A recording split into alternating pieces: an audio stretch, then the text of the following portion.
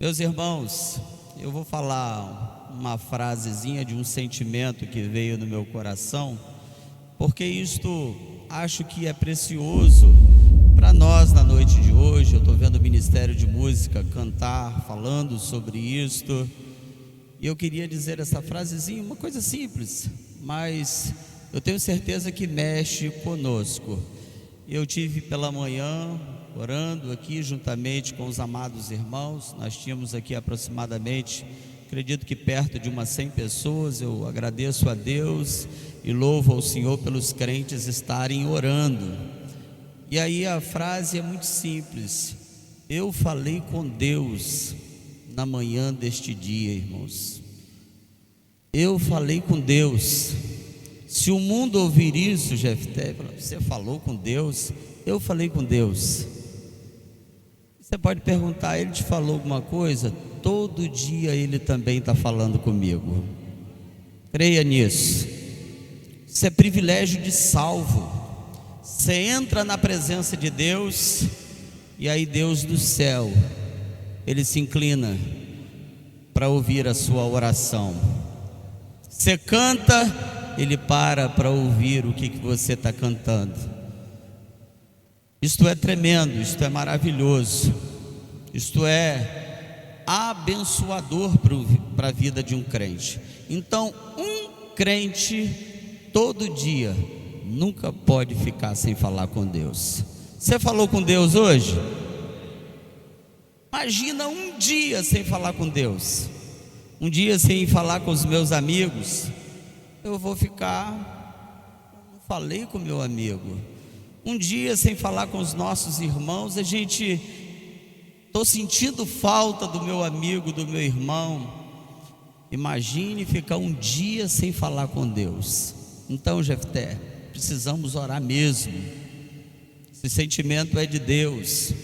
Deus quer que a gente se incline, que a gente ore, que a gente fale com Deus, porque quando a gente fala com Deus, Ele lá de cima também diz assim: agora eu vou falar com ele. Agora escuta-me. Um dia Deus disse isso para Jó. Olha lá, a partir do capítulo de número 40 até o momento do capítulo de número 38, 39, mais ou menos, Jó está falando. Mas agora Deus vai falar a partir do capítulo 40. Ele fala: cinge os teus lombos, porque agora eu vou te arguir. Agora quem vai falar sou eu. Até agora você falou.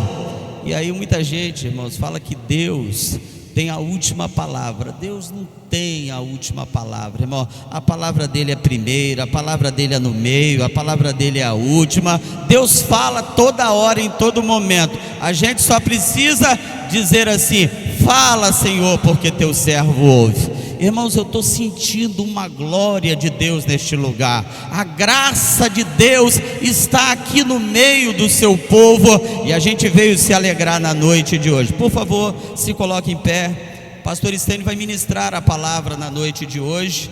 Quando der por volta de 8h55, eu quero falar com vocês. Já falei isso na presença do pastor aqui, porque preciso comunicar algumas coisas para vocês.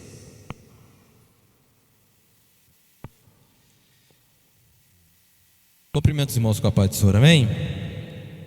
Bom estarmos reunidos mais uma vez na presença de Deus.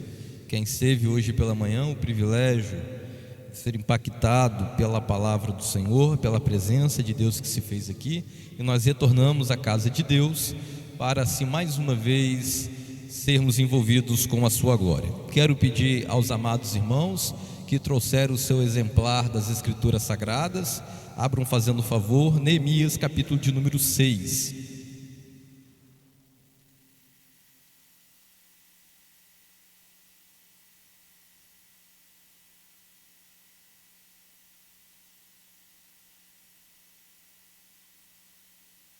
Neemias capítulo de número 6.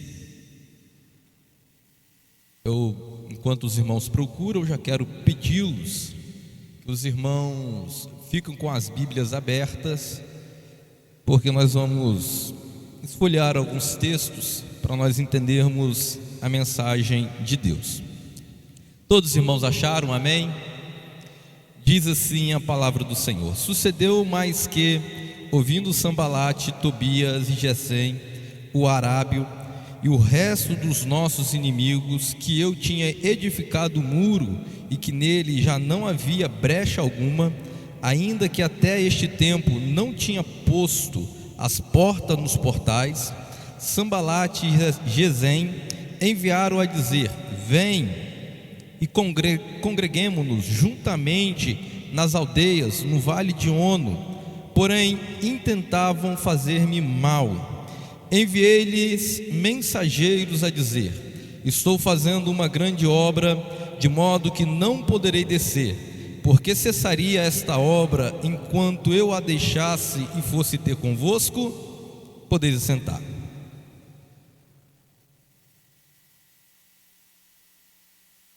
Graças sejam dadas a Deus. Irmãos, o texto que nós lemos já foi, os irmãos que são um pouco mais de memória, de gravarem aí, uns anos atrás, foi tema da nossa escola bíblica dominical.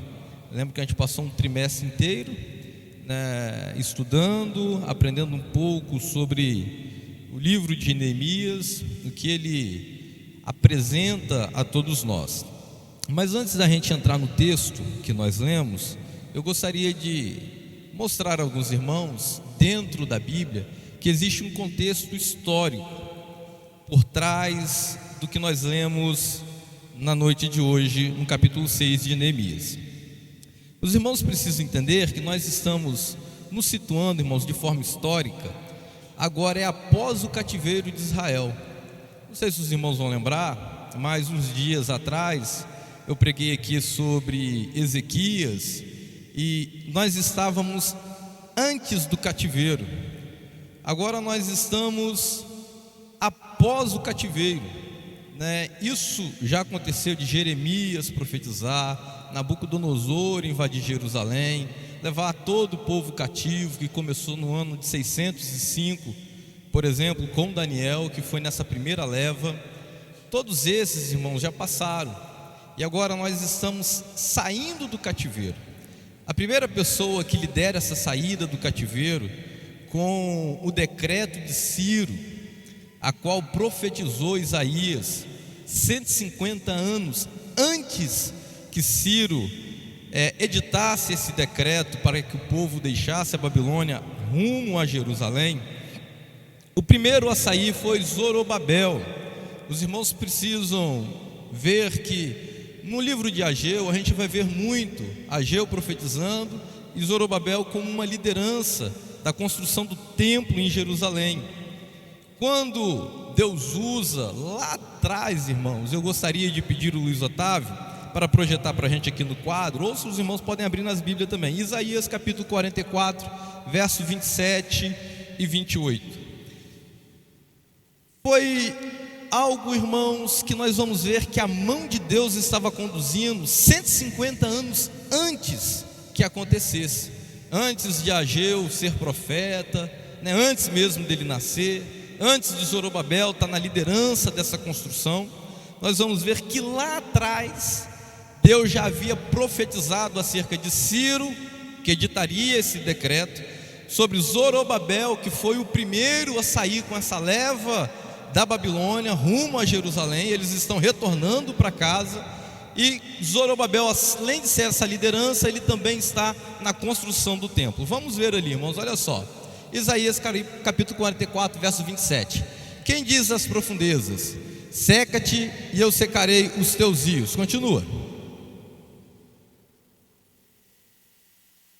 Quem diz, olha só, quem diz de Ciro: é o meu pastor e cumprirá tudo o que me apraz, dizendo também a Jerusalém: ser edificada, e ao templo: funde-te.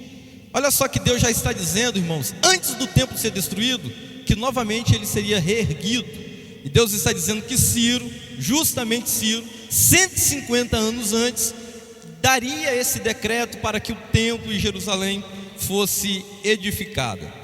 Zorobabel então sai, irmãos, com esse edito do rei, vai para Jerusalém juntamente com algumas levas do povo judeu para edificar Jerusalém. E quando eles chegam em Jerusalém, irmãos, nós vamos ver que há também, na época de Zorobabel, uma oposição muito grande a esta obra, uma oposição muito forte a que Zorobabel estava fazendo com um edito do rei, com uma sentença do rei. E no meio dessas bravuras dos homens que estavam ao redor de Jerusalém, também vai chegar Esdra, algum tempo depois. Zorobabel veio no ano de 538, depois do cativeiro. É dito, vamos dizer, 70 anos, cumprindo-se os 70 anos, então lá vem Zorobabel com uma leva. Alguns anos depois, 80 anos depois, vai chegar Esdra com mais uma leva do povo que foi exilado. E alguns anos mais à frente, nós vamos ver que chega Neemias com a terceira leva do povo que estava cativo na Babilônia. Pois bem, irmãos, a primeira turma, ela começou a edificar Jerusalém. Nós falamos muito de Neemias, mas na verdade, muito antes de Neemias, já se tinha no coração do povo a construção dos muros e do templo. O templo, ele foi construído, uma parte, foi uma espécie de restauração. Os irmãos vão ver que no livro de Ageu, próprio Deus vai encorajar o povo a continuar, porque havia alegria por uma parte e havia tristeza pela outra parte. A parte que estava alegre é aqueles que haviam nascido na Babilônia, eram os mais jovens que não conheceram o primeiro templo. Eles nasceram durante essa jornada do cativeiro e eles estavam felizes por ver a casa de Deus de pé, edificada. Mas havia tristeza por aqueles que viram a primeira casa e estavam contemplando a segunda.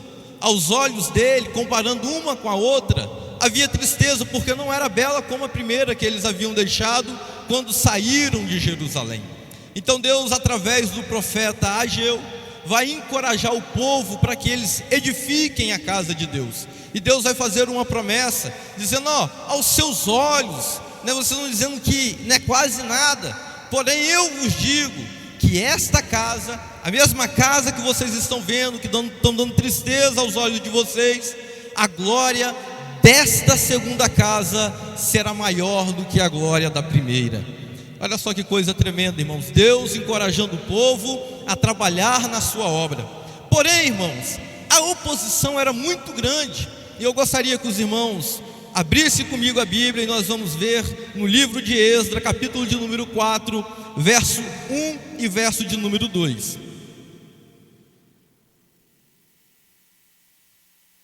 Esdra, capítulo de número 4, verso 1 e verso de número 2. Olha só o que diz: ouvindo, pois, os adversários de Judá e Benjamim, que os que tornaram do cativeiro edificavam o templo do Senhor, Deus de Israel, vai vendo, chegaram-se a Zorobabel, o chefe dos pais, e disseram-lhe: deixa-nos edificar convosco, porque como vós buscaremos o vosso Deus, como também lhes se sacrificamos desde os dias de Esar-Hadon, rei da Síria, que nos mandou vir para aqui.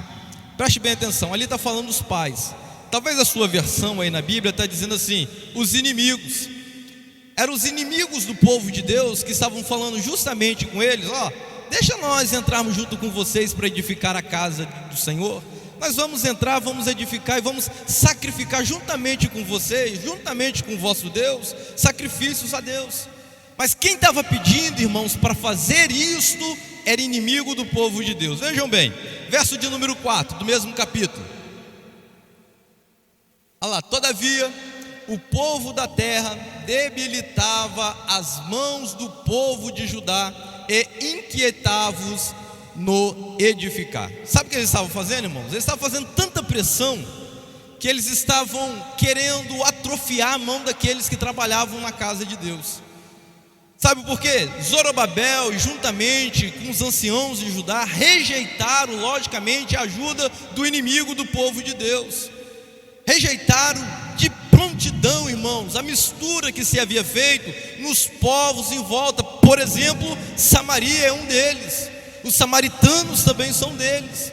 E eles, sendo zelosos pela palavra, os mandamentos de Deus, eles vão rejeitar a ajuda desse povo. E o que esse povo então vai fazer? Vai começar a pesar na obra, vai querer prejudicar aqueles que estão fazendo, vai começar a querer cansar as mãos daqueles que estão envolvidos, vai colocar peso nas costas desses, vão levantar contra os que estão trabalhando.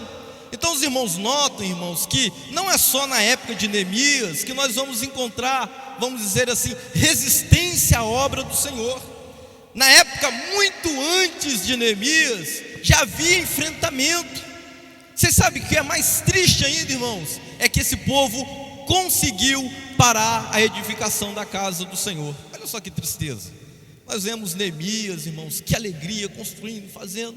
Mas lá atrás, irmãos, os inimigos ainda por um tempo resistiram e conseguiram trazer prejuízos. Vamos ver isso? Dá uma olhada comigo, fazendo um favor. Continuando aqui, irmãos, fazendo um favor. Continua lá. Verso 4, nós vamos continuar, só para a gente entender o contexto. Vai, verso 5. E olha só, irmãos, alugaram contra eles conselheiros para frustrarem o seu plano, todos os dias de Ciro, rei da Pérsia, até o reinado de Dário, rei da Pérsia. Olha só, eles alugaram, irmãos, pessoas para ficar lá perturbando. Preste bem atenção, desde Ciro até o reinado de Dário. Verso 6. De sobre o reinado de Assuero, no princípio do seu reinado, escreveram uma acusação contra os habitantes de Judá e de Jerusalém. Além, irmãos, deles pesarem as mãos daqueles que estavam trabalhando, além deles alugarem maus conselheiros para ficar perturbando, falando aos ouvidos dos trabalhadores, eles ainda escrevem, irmãos, uma falsa acusação contra o rei, contra o povo de Jerusalém, dizendo: rapaz, esse povo vai se rebelar. Esse povo, na verdade, está querendo edificar a cidade, está querendo edificar o templo, mas no fundo o desejo desse povo é se rebelar contra você, rei. Vamos ver essa circunstância, irmãos, fazendo um favor. Continue aí, no capítulo de número 4, verso 23 e 24. Olha só o desfecho disso. Então, depois que a cópia da carta do rei Artaxerxes se leu perante Reum e Sinsai, o escrivão, e seus companheiros, apressadamente foram eles a Jerusalém, aos judeus, e os que impediram a força de braço e com violência. Verso de número 24. Então cessou a obra da casa de Deus que estava em Jerusalém, cessou até ao ano segundo do reinado de Dário, rei da Pérsia. Olha só, eles escreveram a acusação e mandaram para o rei. O rei leu a carta e falou assim: ó, se proíbe de se fazer a construção da casa de Deus. Eles conseguiram por um instante proibir o prosseguimento da obra de Deus, com falsas acusações, com maus conselheiros pagáveis, comprados pelo dinheiro, e pesando a mão daqueles que estavam edificando a obra da casa de Deus. Olha só, irmãos, como o inimigo sempre, irmãos, trabalha para, de uma certa forma ou outra, trazer prejuízos na obra de Deus. Isso não vem da época de Neemias. Isso aqui é antes que Esdras mesmo estivesse em Jerusalém. Ele vai retornar de Jerusalém no capítulo de número 7. Preste bem atenção, algum tempo depois, nós vamos ver no capítulo de número 6 de Esdras, que o rei volta com o edito e faz com que o templo ele seja edificado e concluído. O que eu quero mostrar para os irmãos com esses versículos é que já havia na época de antecedente a Neemias resistência na construção, ou prejuízos, ou algumas coisas que pudessem embaraçar, retardar, não deixar progredir, impedir o crescimento da obra de Deus. Isso se dava antes de Neemias. Preste bem atenção então, irmãos. A obra ela foi retornada depois, e nós vamos chegar no tempo de Neemias, no capítulo de número 1, e nós vamos ver que o contexto ele é muito desfavorável para Neemias. No capítulo de número 1 de Neemias, nós vamos ver que o seu irmão vai até Suzã, no castelo, avisar Neemias de como andam as circunstâncias da cidade de Jerusalém. embora o templo em parte tenha sido acabado, vou dizer assim, tá, irmãos?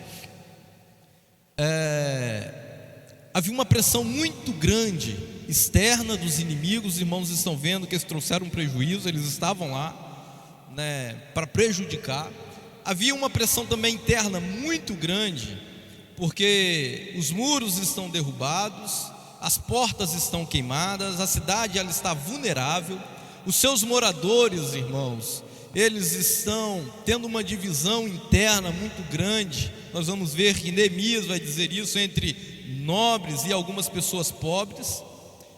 Há uma discussão entre eles, né? Eles não estão se entendendo muito bem. A situação era muito precária do povo, e o povo, irmãos, estava meio que, vamos dizer assim, largado, né, às traças, né? Era problemático o ambiente que Neemias ele estava para enfrentar.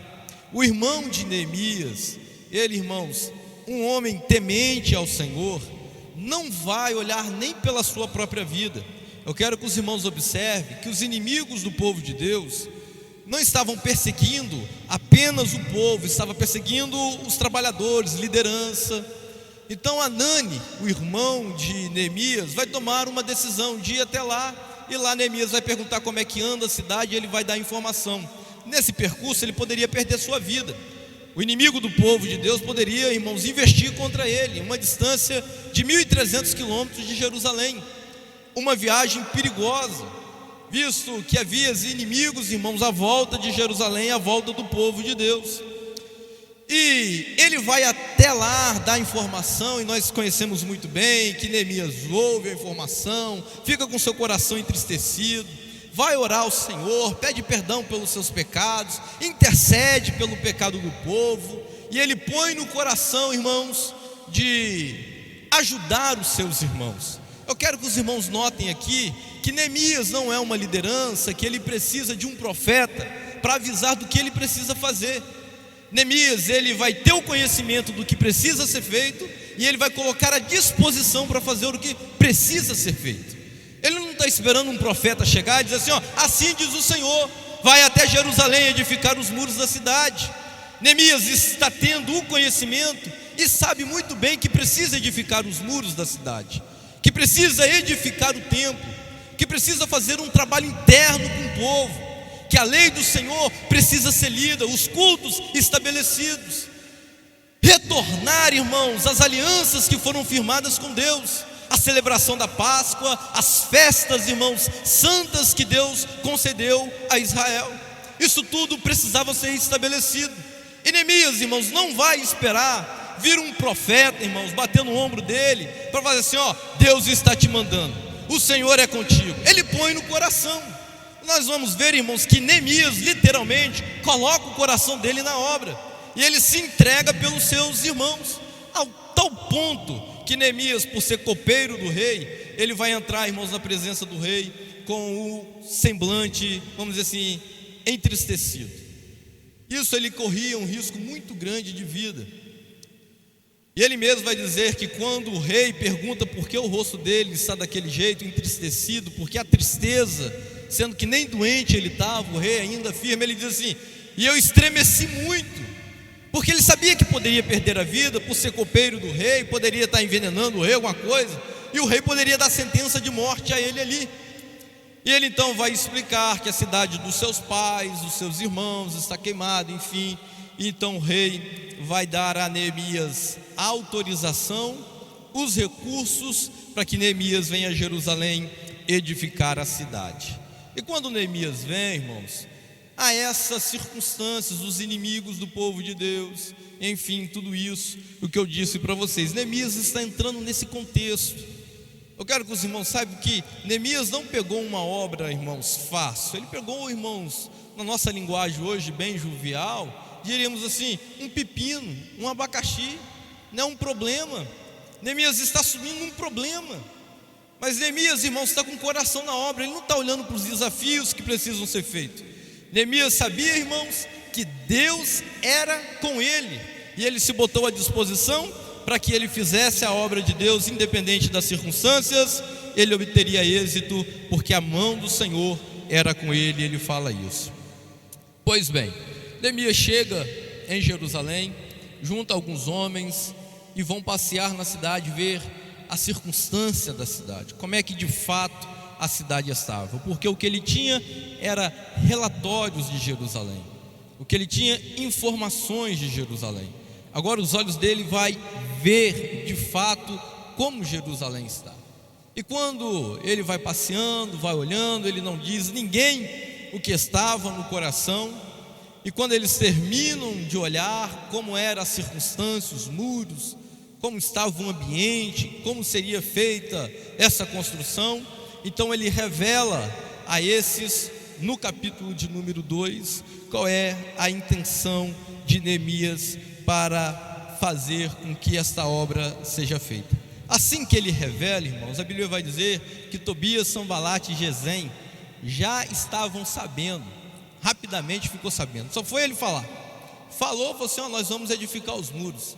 Rapidamente chegou aos ouvidos dos 3 inimigos do povo de Deus qual era a intenção de Neemias para a cidade de Jerusalém, ou o que ele faria lá na cidade de Jerusalém. Então olhe comigo, irmãos, a oposição que Neemias enfrentou. Neemias capítulo 2, verso 18 ao 20, fazendo um favor, vamos ver. Olha só, os filhos de Jorá, verso 2, 18. Isso. Neemias, da Esdra, me ajuda. Neemias 2,18. Então lhes declarei como a mão do Senhor meu Deus me fora favorável, e como também as palavras do rei que ele me tinha dito. Então disseram: levantemo-nos e edifiquemo-nos. E se esforçaram as suas mãos para o bem. Verso 19. O que ouvindo Sanbalate, o horonita, e Tobias, o servo amonita, e Gesem, o arábio, zombaram de nós e desprezaram-nos, e disseram: que é isso que fazeis? Quereis rebelar-vos contra o rei? Verso 20. Então lhes respondi e disse: o Deus dos céus, que é o que nos fará prosperar, e nós, seus servos, nos levantaremos e edificaremos, mas vós não tendes parte, nem justiça, nem memória em Jerusalém. Preste bem atenção, que antes de Neemias colocar a mão na obra, só dele falar o que ele intentava fazer, 3 pessoas já levantaram contra. O que é isso que vocês estão querendo fazer, mano? Que negócio é esse aí? Está achando que vocês vão conseguir fazer alguma coisa? Não vai conseguir fazer nada aí. Nada, não vai sair nada. Onde você botar a mão não dá nada, não prospera nada. Então Neemias tem uma resposta que Deus os faria prosperar naquela obra. Neemias capítulo de número 4.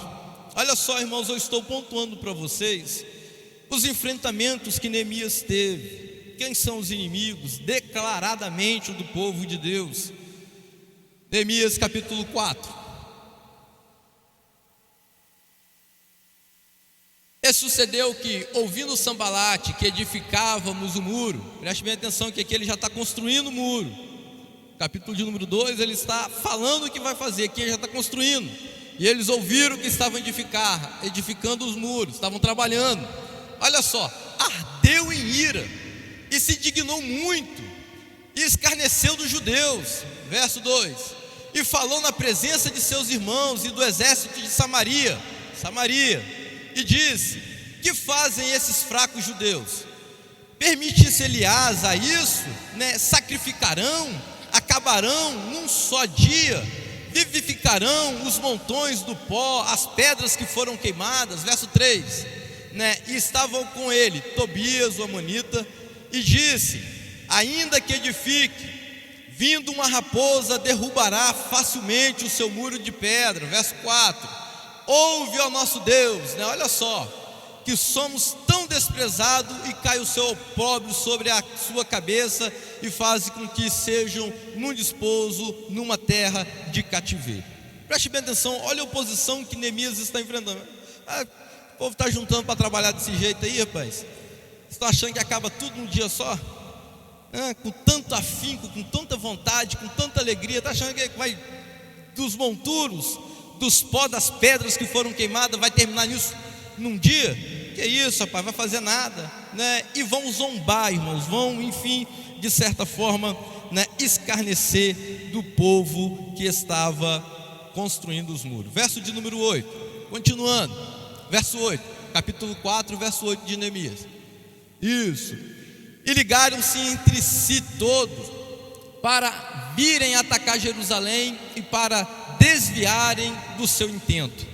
Olha só, eles estão falando ao longe, eles estão acusando a longe, eles estão, irmãos, investindo na fala de longe. Neemias continua trabalhando, e Neemias continua com a mão na obra, e Neemias continua edificando o muro, o povo trabalhando. Então eles mudam a tática, porque Neemias não dá assunto. A tática agora é: nós vamos invadir, vamos matar o povo de Jerusalém. Nós vamos invadir, vamos ferir esses trabalhadores, vamos tirar a vida deles à espada. Então eles vão fazer pressão para que o povo desista, porque eles partiram, vamos dizer assim, para a violência contra o povo de Deus. Verso de número 11, capítulo 8, verso de número 11. Olha só: disseram, porém, os nossos inimigos: nada saberão disso, nem verão, até que entremos no meio deles e o matemos, assim faremos cessar esta obra. Eu quero que os irmãos notem que não há nenhum grau de amizade entre os inimigos do povo de Deus e o povo que está trabalhando no muro. A intenção deles, irmãos, é parar a obra, nem que com isso mata-se os trabalhadores. A intenção do inimigo era entrar no meio deles e cessar aquela obra. Vou matar alguns vão morrer, mas eu quero que essa obra não cresça, que essa obra não desenvolva, que essa obra não progride. Nem que isso, nós precisamos entrar no meio desse povo e nós ferimos esse povo. Tudo isso, irmãos, não surtiu efeito contra a obra que Neemias estava fazendo nos muros de Jerusalém. A pressão, a luta, a investida, os inimigos estão de pé, de todos os lados, irmãos, né, nós vamos ver investimento contra o povo de Deus, mas eles não vão progredir, eles não vão conseguir fazer com que esta obra pare. Capítulo de número 6, aonde nós chegamos, que nós lemos na noite de hoje. Nós vamos ver que os inimigos agora, eles vão mudar de tática contra o povo de Israel.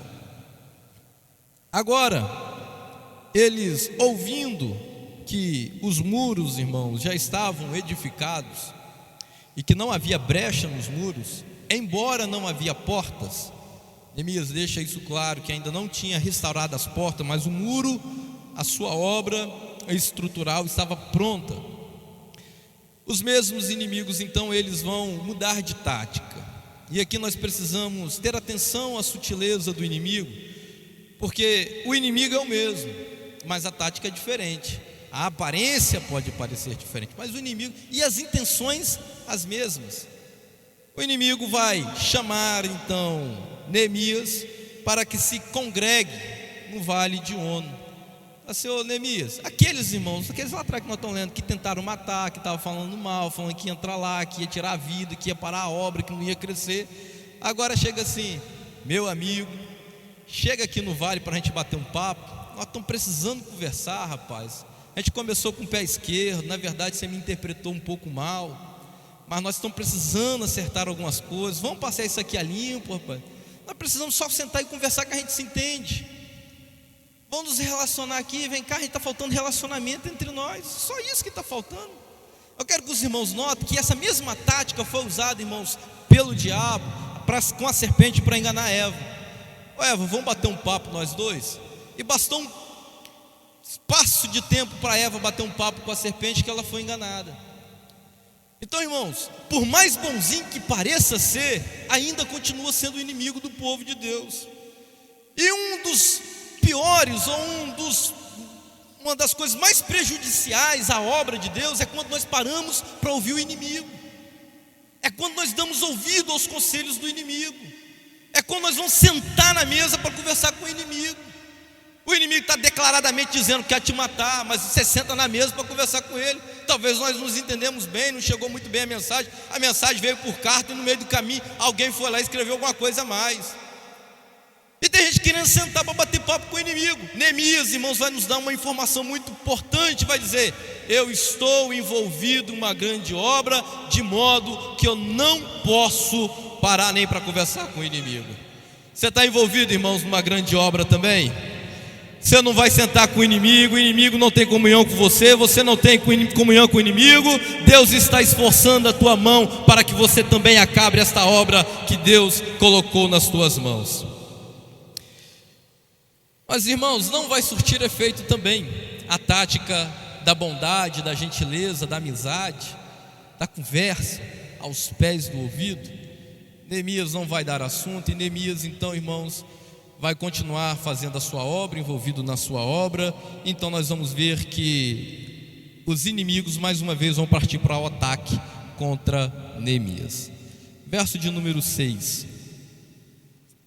Verso de número 6 do capítulo 6 de Neemias, na qual estava escrito: entre as gentes que se ouviu, e Gesem diz que tu e os judeus intentai revoltar-vos pelo que edificais o muro, e que tu te farás rei deles, segundo estas palavras. Olha só o que eles estão dizendo. Fala assim: Neemias, sabe por que só não para essa construção? Porque as motivações, afinal, tanto do povo quanto tua, é política. É por isso que você não para, rapaz. Isso é muito político, tá? Você está querendo virar rei desse povo, e o povo está edificando o muro motivado pela rebelião, porque quer se rebelar contra o rei. E você quer ser o rei deles. Assim que se rebelar, edificou os muros, né, você vai ser o rei em Jerusalém, e o povo vai se rebelar contra o domínio Pérsia, contra o rei da Pérsia. Preste bem atenção que eles estão dizendo que o interesse da obra de Neemias é política. É politicagem que Neemias está fazendo com o povo. Verso de número 7, eles vão dizer que Neemias é corrupto. Olha só, irmãos, como esses inimigos são ferrenhos. E o que pusestes profetas para pregarem de ti em Jerusalém, dizendo: este é o rei em Judá. Ora, o rei o ouvirá segundo essas palavras. Vem, pois, agora e consultemo-nos juntamente. Está dizendo: Neemias, você comprou profeta, você brotou profeta dentro da congregação só para profetizar coisa boa para você, que você vai ser rei. Você está fazendo de tudo, Neemias, para assumir esse negócio aí. As suas táticas, Neemias, estão, a todos os modos sendo expostos pelos povos que eram bonzinhos, ou o povo, os amigos da obra de Deus. Nos dias de hoje, irmãos, há muitos que sairiam correndo, botaria isso no Facebook, colocaria no Instagram, anunciava de todos os modos, dizendo: a motivação daquele pastor lá é financeira, a motivação daquele pastor lá é política, a motivação daquele construtor lá, ela é de politicagem com o povo. É o inimigo do povo de Deus que está espalhando essas mentiras, que estão dizendo coisas falsas contra aqueles que estão trabalhando. Verso de número 9. Por que eles estavam fazendo isso? Olha só: porque todos eles nos procuravam atemorizar, dizendo: as suas mãos largarão a obra. Qual era a intenção, irmãos? Fazer com que as mãos de Neemias e do povo largassem a obra, botar medo no coração de Neemias. Assim, o rei pode ouvir essas conversas lá em Suzã, e mandaram aqui um exército, mandaram aqui uma comitiva de soldados me tirar do meu cargo, matar, tirar minha vida, me açoitar aí com uma sentença de morte. Poderiam querer colocar medo no coração de Neemias, mas Neemias não cede a esses boatos, irmãos, que estavam dizendo que as suas mãos largariam a obra. Tudo isso, irmãos, Neemias passou mediante esse povo na construção da obra de Deus. Verso de número 17: além de enfrentar essa pressão externa em Jerusalém, Neemias tinha um problema interno muito grande. Eu quero que os irmãos observem isso agora. É de escândalo. Verso 17: também naqueles dias, que dias? Os dias que eles estavam perseguindo Neemias, alguns nobres de Judá escreveram muitas cartas que iam para Tobias. Quem era Tobias? O que estava dizendo que ia matar o povo que estava dentro dos muros. Olha só, e o povo de dentro dos muros escrevendo cartinha para Tobias e Sambalate, que coisa linda. Neemias, irmãos, suando, temendo pela própria vida, irmãos, colocando a vida a risco pelo povo, e o povo lá de dentro mandando cartinha bonitinha para o inimigo do povo de Deus. Que coisa linda, olha só. E iam para Tobias, e as cartas de Tobias vinham para eles. Aí eles estão conversando por carta, mandando mensagenzinha no WhatsApp, né? Neemias fez isso esse dia, Neemias hoje fez isso aqui. E está Tobias, não, assim, assim, assim, mandando mensagem, orientando. Olha só, irmãos, verso de número 18. Porque muitos em Judá se lhe ajuramentaram, porque era genro de Secanias. Verso de número 19. Também as suas bondades contavam perante mim. Sabe o que ele está fazendo? Diz assim: olha só, irmãos, conversavam por carta, vinha perto de Jeremias, Tobias é tão bonzinho. Nossa, Tobias me mandou, né, vamos dizer assim, as meninas, as moças, as mulheres, Tobias me mandou um jarro de flores, comprou para mim uma planta exótica, né, comprou para mim lá uma orquídea muito linda que não tem no Brasil. Os homens, Tobias me mandou um Rolex aqui, um relógio muito bonito, me mandou um iPhone 7, dizendo as bondades de Tobias, irmão, dizendo, Tobias é bonzinho, Tobias não quer matar a gente não, Tobias é bonzinho demais. Fazendo isso na frente de Neemias, Neemias trabalhando pelo povo e o povo pesando nas costas de Neemias, elogiando o inimigo da obra de Deus. Está lá Neemias, irmãos, com a obra, com a mão no arado, com uma pá na mão, com uma colher de pedreiro na mão, na outra mão, irmãos, com a espada, porque corria o risco de vida. E está lá o povo dentro de casa, conversando pelo WhatsApp, na internet, conversando com o inimigo do povo de Deus. Que coisa linda, olha só que coisa bonita. Assistindo o Big Brother, não é verdade? Está lá, que coisa linda. Enquanto a obra está fazendo, tem neguinho dentro de casa mandando carta, pombo, correio. Por que eles estavam fazendo isso? Portanto, Tobias escreviam cartas para me atemorizar. A intenção do inimigo, colocar medo no coração do líder. E aqui, irmãos, nós precisamos ter uma atenção, porque pode ser, irmãos, que a liderança está fazendo alguma coisa para Deus e tem liderado conversando com o inimigo do povo de Deus. Tem liderado, irmãos, conversando com cartinha, com intimidade com o inimigo do povo de Deus. Em vez de estar envolvido na obra, está envolvido com o inimigo. Não consegue ver o crescimento da obra, consegue só ver a bondade do inimigo. Mesmo que com isso você está dizendo, eu quero te levar para o inferno, mas não tem problema, o inimigo é tão bonzinho, me deu carro, abriu uma porta de emprego, mandou dinheiro para mim. Irmãos, nós precisamos vigiar muito com quem é que nós estamos nos relacionando. Quem é, irmãos, a pessoa do nosso relacionamento? Está se relacionando com o inimigo do povo de Deus, o inimigo querendo passar a faca no seu pescoço e está dizendo que o inimigo ainda é bonzinho. Depois de tudo isso,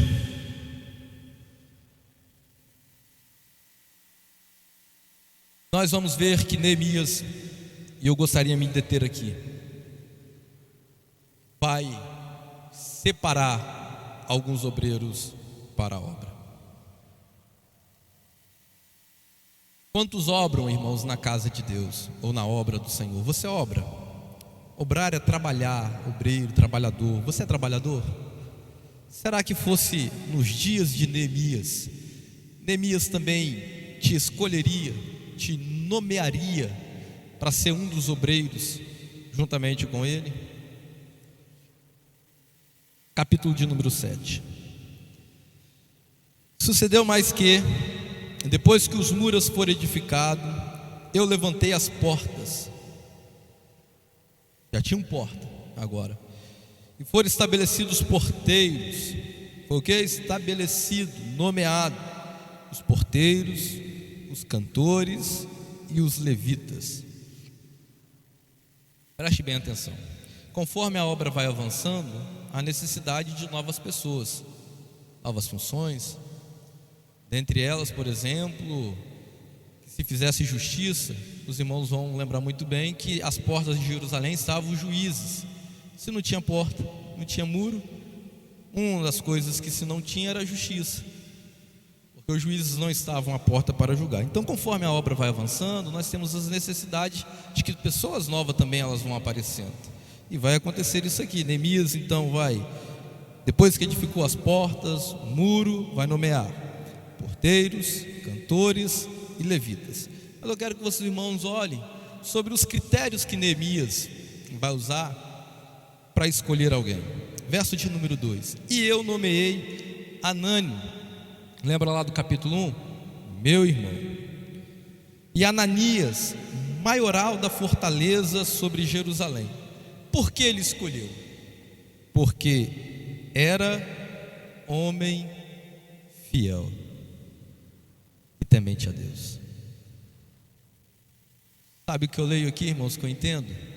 É que enquanto ele estava trabalhando, Neemias estava observando o comportamento do povo, estava estudando o povo, estava olhando os trabalhadores da obra. E quando ele precisa escolher alguém, ele já tem um relatório. Quem é que está dizendo que Ananias é fiel? Neemias. Por que ele está dizendo que ele é fiel? Porque ele observou. Eu quero que os irmãos notem comigo que fidelidade, ou ser fiel, é uma qualidade muito importante, principalmente para nós obreiros. Muito importante, nós que trabalhamos, ser fiel e temente a Deus. Mas eu quero que os irmãos observem que Ananias não é fiel porque ele diz ser fiel. Ele é fiel porque Neemias disse que ele é fiel. E por que Neemias disse que ele é fiel? Quero que os irmãos observem comigo. Não sou eu que digo que sou fiel, é os meus comportamentos que dizem se de fato eu sou ou não fiel. São as pessoas que estão ao meu redor que vai dizer dos meus testemunhos se de fato eu sou fiel. Então não sou eu que defino que sou fiel. Não sou eu que digo sou fiel, sou fiel. Sou fiel à minha esposa, sou fiel à minha esposa. E eu não provo através do meu comportamento que de fato eu sou fiel. Eu posso dizer que sou fiel, mas depois ela pode estar dizendo assim, não é, porque mais tarde ela vai descobrir alguma coisa que de fato eu não sou fiel assim. Mas se esse mais tarde meu comportamento dizer, não, de fato ele é fiel, então é o comportamento que diz. Então Neemias aqui está escolhendo homem fiel e temente a Deus para que se trabalhar naquela obra, para ficar de liderança naquela obra. Eu quero que os irmãos observem então comigo que ele está escolhendo homens, é o critério de Neemias, fiel e temente a Deus. Há critérios, irmãos, para ser escolhido na obra de Deus. Existem critérios, e critérios, irmãos, estabelecidos, fundamentados, firmes, aonde a nossa vida e principalmente a vida dos obreiros precisam estar pautada na fidelidade, no temor ao Senhor. E isso vai dizer como? Através do nosso comportamento durante os anos que vão se passando. Então alguém vai dizer, de fato, este é homem fiel.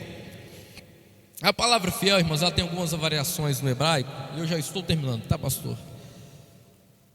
E ela está associada, separei aqui, com confiabilidade, estabilidade, ser fiel comprovado. Vocês estão observando que não é fala, precisa ser comprovada a minha fidelidade. Isso no hebraico. No grego, irmãos, o que é que está dizendo? Digno de confiança. Digno de confiança ou de crédito. Fielmente.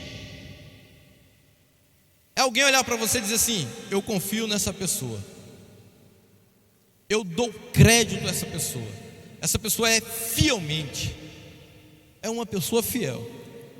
Isso nós estamos olhando os critérios de Neemias, precisava ser homem fiel. Vamos ver os critérios de Paulo? Vamos? Fazendo o favor. 1 Coríntios capítulo 4.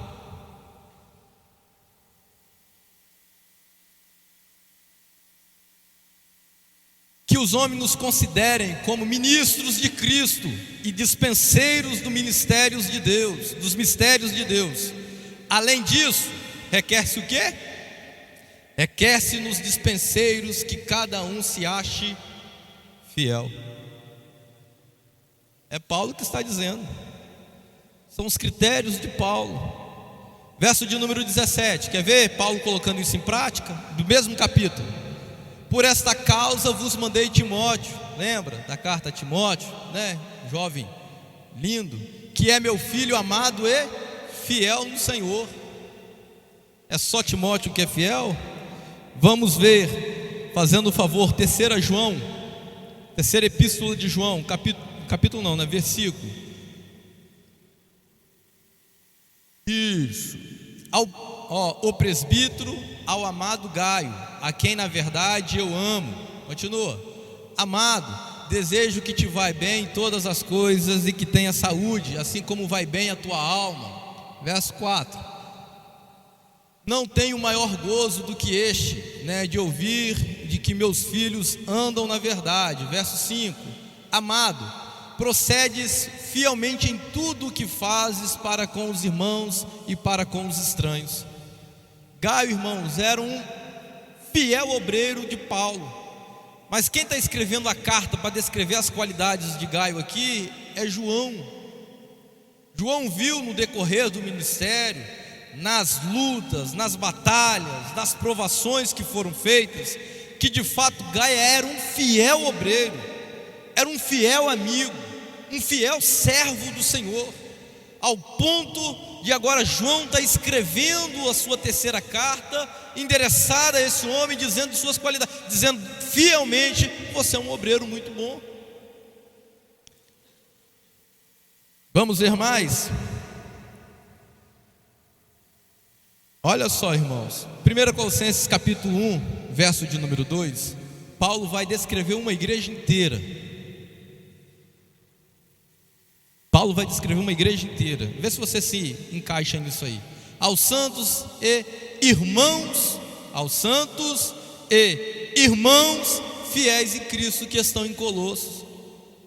Está dizendo a igreja, cumprimentando a igreja, aos santos, aos fiéis em Cristo. Essa igreja, irmãos, era espetacular, que até o ministro que estava lá também era fiel. Verso de número 7 do capítulo 1. Olha só. Como aprendestes de Epáfras, nosso amado conservo, que para vós é um fiel ministro em Cristo. Está vendo? Que esses homens que trabalharam nessa igreja, que passaram, que foram enviados, que estiveram lá cooperando com a obra de Deus, também foram irmãos fiéis. Eu quero que os irmãos notem que Paulo, irmãos, ele não manda ninguém fiel. Paulo não chama ninguém para trabalhar juntamente com ele, ajudando, enviando, levando uma carta, que seja infiel. A qualidade aqui, irmãos, estabelecida, precisa ser fiel ao Senhor. Capítulo de número 4, verso de número 7. Tíquico, irmão amado e fiel ministro e conservo no Senhor. Vai vendo, irmãos, a qualidade que se precisa dos trabalhadores da obra, ser fiel. Verso 8. O qual vos enviei para o mesmo fim, para que saibais o vosso estado, né, do vosso estado, e console o vosso coração. Verso 9. Juntamente com Onésimo, amado e fiel irmão. Está vendo que todos os obreiros, irmãos, têm a descrição de Paulo dizendo: esse obreiro é fiel. Eu estou enviando à igreja obreiros fiéis. Eu estou enviando trabalhadores nesta seara, desta obra, fiéis ministros. A fidelidade aqui, irmãos, no serviço, a fidelidade na obra, a fidelidade a Deus. Todos quantos estão envolvidos, irmãos, são fiéis. Isso são os critérios de Paulo. E os critérios de Cristo? Vamos ver? Cristo também tem critério. Mateus capítulo 24, verso 45.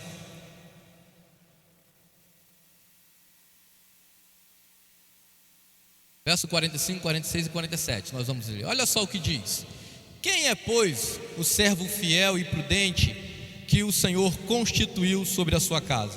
Ele constituiu, irmãos, o infiel? Não, está dizendo: o Senhor constituiu o servo bom, fiel. Olha só para sua própria casa, né? Para dar o sustento ao seu tempo. Verso de número 46, isso. Bem-aventurado aquele servo que o Senhor, quando vier, achar servindo assim. servido como? Fielmente. Verso 47: em verdade vos digo que o porá sobre todos os seus bens. Deixa eu te fazer uma pergunta: se fosse no tempo de Neemias, Neemias te escolheria para ser um obreiro na obra a qual ele estava empenhado? Você é fiel? A palavra, irmãos, ela vem às vezes para nos orientar. Você é fiel? Você é fiel no seu serviço? Eu digo serviço a Deus, não estou falando lá do seu trabalho, igual eu trabalho na ferrovia, não estou dizendo lá não. Você é fiel a Deus no seu serviço, no seu ministério? Você tem fidelidade consigo mesmo?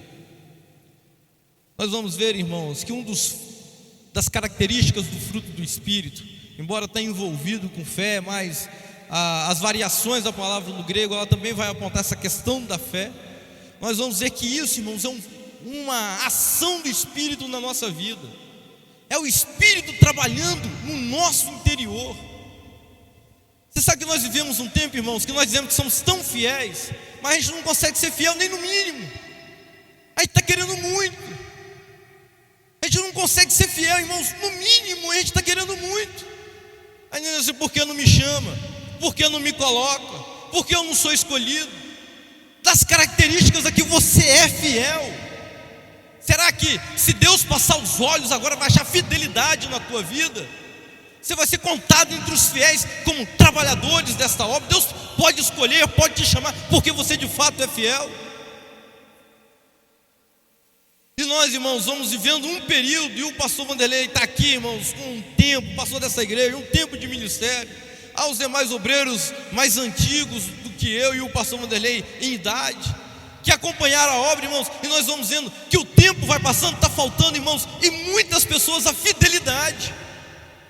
Não consegue ser fiel no dízimo, não consegue ser fiel no trato, não consegue ser fiel, irmãos, às doutrinas da igreja, às informações da palavra de Deus, não consegue ser fiel, irmãos, nos contratos. Nós vamos passando o tempo e nós vamos vendo tanta infidelidade, nós estamos dizendo assim: ah, Senhor, me escolhe, eu também quero fazer parte dessa obra. E a fidelidade da tua vida está onde? Aonde você se enquadra nas informações da palavra de Deus como fiel em Cristo? E até quando nós precisamos ser fiéis? Apocalipse capítulo 2, verso de número 10. Eu já estou encerrando, porque já passei da minha hora, tá, irmãos? Apocalipse capítulo 2, verso de número 10. Fazendo favor, Luiz Otávio. Nada temais das coisas que hás de padecer. Eis que o diabo lançará alguns de vós na prisão, para que sejais tentados, e tereis uma tribulação de 10 dias. Ser fiel até a morte, e dar-te-ei a coroa da vida. Você está achando que era só Neemias que tinha inimigo do povo de Deus? Deus está dizendo aqui, ó, vocês vão sofrer perseguição, vocês vão padecer, vocês vão sofrer pelo meu. O inimigo vai perseguir vocês, o inimigo vai caçar vocês, o inimigo vai tentar matar vocês. O inimigo da obra não vai querer que essa obra progrida, não vai querer que esse trabalho da tua mão cresça. O inimigo vai perseguir vocês, como perseguiu Neemias. Mas há uma orientação da palavra de Deus nesta noite a todos nós: ser fiel até a morte, e dar-te-ei a coroa da vida. Ser fiel até a morte, e dar-te-ei a coroa da vida. Ser fiel, irmãos, na luta, ser fiel nas batalhas, ser fiel, irmãos, nos embates, ser fiel, irmãos, nos momentos de choro, ser fiel, irmãos, no momento da tentação, ser fiel a Deus, irmãos. Nós vamos ver que Daniel, irmãos, está na Babilônia, os inimigos no tempo de Dário vai, irmãos, investir contra a vida de Daniel. Eles vão dar um testemunho muito lindo acerca de Daniel, procurando tudo, capítulo 6 de Daniel, dizendo assim: porém, não acharam coisa alguma contra Daniel, porque este era homem fiel. Sabe o que eles vão dizer? Procuremos na lei do seu Deus, porque nós não achamos nada contra Daniel, porque este era homem fiel ao Senhor. Você é fiel a Deus, irmãos? Deus pode contar com a tua fidelidade na obra. Deus pode contar, irmãos, com o seu estabelecimento na obra. Por mais que os tempos sejam difíceis, por mais que o tempo seja de perseguição, Deus está contando com os fiéis da terra. Salmo de número 101, verso de número 6 diz assim: os olhos do Senhor procurarão os fiéis da terra. Se os olhos de Deus passar hoje, te verão como fiéis? Os olhos do Senhor, irmãos, passar aqui hoje, você é visto por Deus como fiel? Sabe por quê? Provérbios vai dizer isso, eu acho uma coisa muito linda, que aos fiéis está reservado grandes bênçãos da parte de Deus. Eu estou sentindo, irmãos, que Deus quer nos abençoar nesta noite, mas Deus quer abençoar os fiéis da sua obra. Nós vimos hoje, irmãos, pela manhã, um mover de Deus muito grande, um chamado de Deus para o ministério, para o serviço, para o trabalho. Mas antes de estar envolvido com isso, precisamos estar envolvido com o dono da obra. Mas o dono da obra só se envolve com os fiéis que estão na terra. Que Deus em Cristo Jesus nos ajude e que sejamos achados fiéis, e que sejamos contados nas fileiras dos fiéis, como obreiros que não têm do que se envergonhar, porque nós somos fiéis ao Senhor. Que Deus te ajude, que Deus te esforce, que Tobias, Sambalate, Gesem sejam envergonhados pela tua fidelidade ao Senhor, e que o crescimento da obra seja próspera, porque Deus prospera o trabalho da mão dos fiéis na sua casa. Que Deus te abençoe. Pastor Vanderlei. Oremos, irmãos. Pai amado, Pai eterno, nós damos graças ao Senhor nesta noite por a exposição da tua palavra, por aprendermos as lições, os ensinamentos e a tua voz, meu Senhor, nesta noite. Meu Deus, não basta eu apenas dizer com os meus lábios que sou fiel ao Senhor. Não basta eu apenas dizer, cantando um hino, que sou fiel ao Senhor. Não basta, Senhor, eu me encher de vaidade e dizer que eu sou fiel para com o Senhor. Na verdade, os teus olhos precisam me achar fiel a Ti, meu Pai, guardado na fidelidade ao Senhor. Deus amado, Deus eterno, quero pedir, meu Pai amado, que no nome de Jesus Cristo, ó Deus, a tua mão esteja estendida para os trabalhadores fiéis da tua casa. Aqueles, meu Senhor, que estão com Neemias, numa mão tem uma colher, numa mão tem uma ferramenta para empenhar na obra e na construção do teu reino, na outra a espada, meu Pai, para o dia da batalha.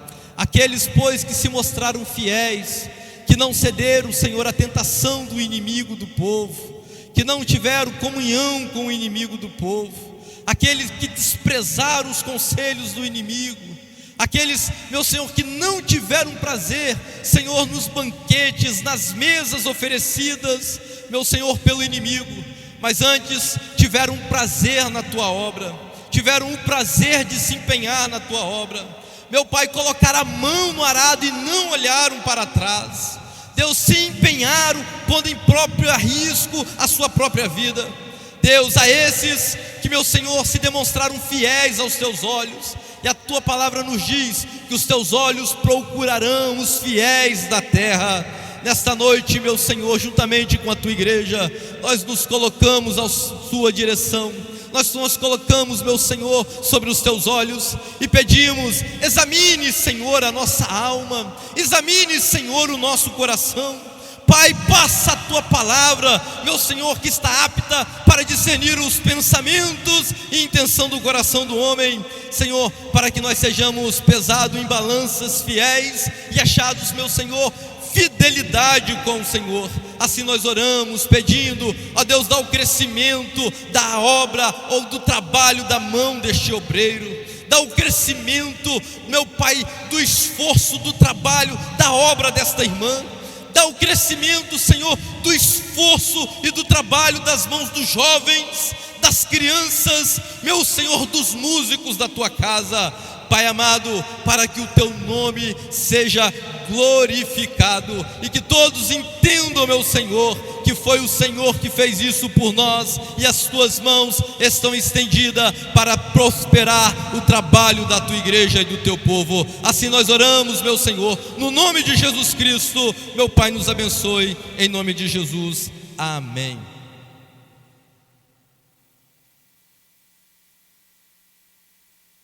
Glória a Deus. Deus abençoe o pastor Estênio, e é certo de que Deus está falando conosco na noite de hoje. Ser fiel é a recomendação de Deus para todos nós, para a igreja do Senhor, especialmente nós, obreiros do Senhor.